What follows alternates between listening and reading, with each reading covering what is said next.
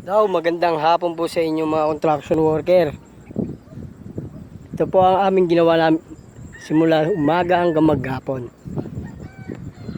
Share lang po namin kung ano po ang aming nagawa ngayon.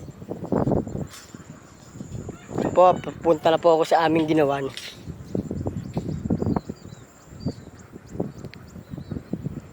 Po, medyo mahaba na po ang aming nakapormahan. Bukas ang buhos.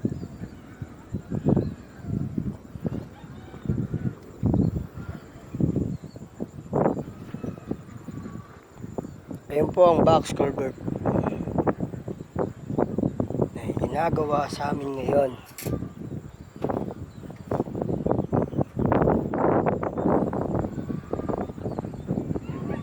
Ayun po ang aming barak sa dulo, medyo may kalayuan.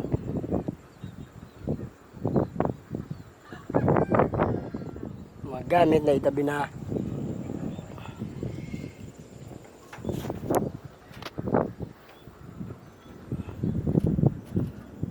Ayun po ang aming ginawa maghapon.